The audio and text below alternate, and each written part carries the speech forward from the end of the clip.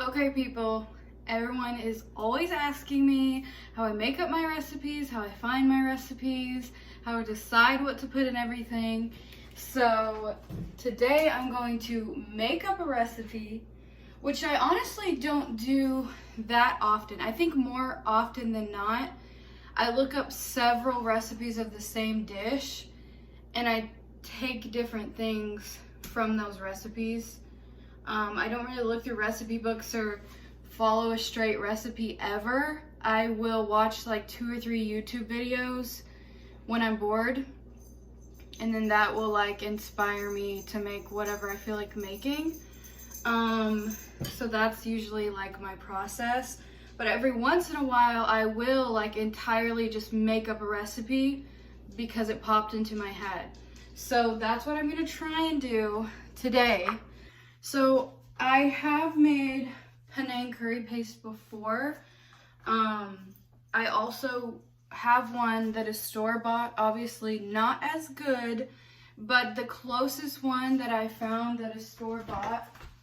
And I do use this sometimes if I'm like in a rush. Okay, so a few of the things that you'll need for the paste itself. Garlic, shallot, galangal, or ginger if you don't have it. Lemongrass, I usually get this when it's available at Central Market, and then I freeze it because it freezes really well. These dried chilies that I actually have had soaking in water for about 2 hours, they've gotten a lot bigger. I de-seeded 10 of them. Coriander seed. I have cumin seed, and I'm gonna toast both of these. So I'm gonna use kaffir lime leaves. These I've honestly only been able to find at H Mart. They freeze really well, so I do freeze them for months at a time. So when I had just decided that I wanted to make a Panang curry soup, I knew that I wanted it to have coconut milk in it for sure, because any curry with coconut milk is probably gonna be better, but that's just because I love coconut milk. So then I decided that I wanted it to have carrots in it, but not only carrots, pureed carrot. So the 3 basic things that I want to put in this soup are curry paste, coconut milk, and pureed carrots. That's like the title of the soup will probably be Panang coconut curry carrot soup or Panang coconut carrot soup. So I rinsed off all of these carrots, and I am now going to just peel them, rinse them, probably chop them in half and boil them.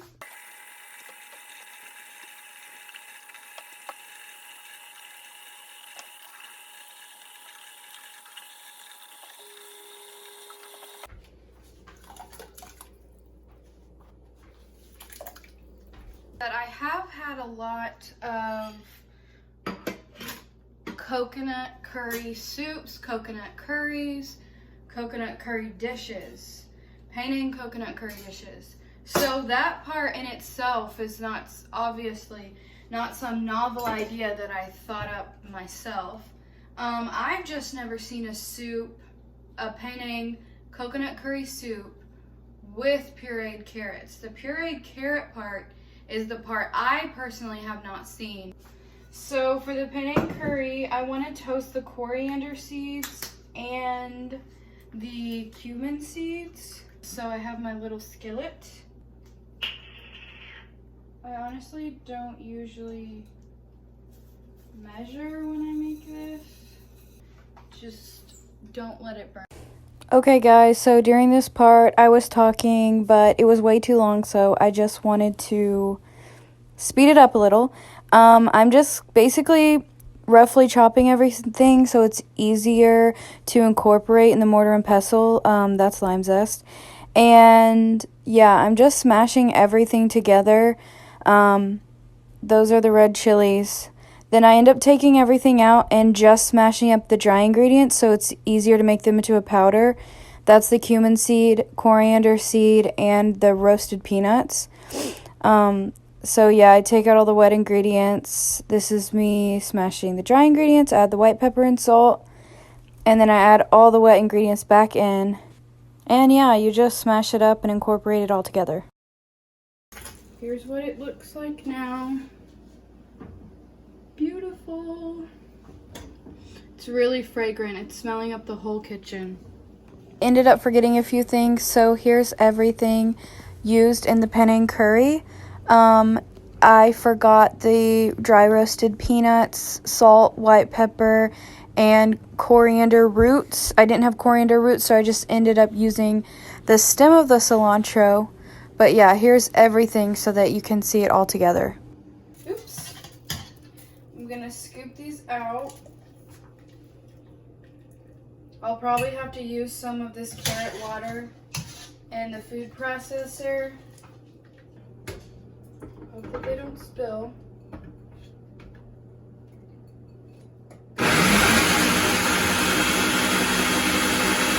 So here's what it looks like after it's pureed. It's not as smooth as I thought it was gonna be, but I pureed it 3 times, so picking this up. So I'm just gonna start with butter.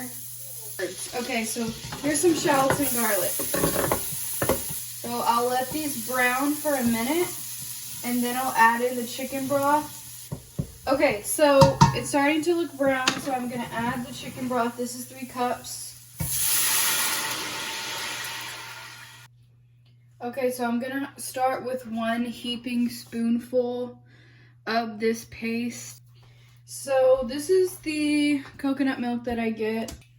So I'm doing 1 can of coconut milk to 3 cups of the chicken broth. So let's try and incorporate all of this. Okay, now that it's all starting to steam up and the coconut cream is starting to dissolve in there, I'm gonna try and incorporate the carrot mixture. Let me taste it a little bit, see how it's coming along. That's really good. I think since the carrot flavor is not too strong, I want to add all of it. It's getting pretty thick. So I'm gonna do another heaping scoop, which will actually, looks like it'll be the rest of the paste. Okay, this is starting to get pretty hot, so I'm going to turn it all the way down on the lowest setting. So now that it's been sitting here for about 10 or 12 minutes on low, I'm going to try it again. I think it's pretty good. I think it was about 7 cups of pureed carrots. It was 1 can of coconut milk, and then it was 3 cups of chicken broth, 2 heaping spoonfuls of Panang curry paste. Like I said, you could buy some if you didn't have time to make it. I'm gonna add some cilantro on top. And squeeze in some lime juice.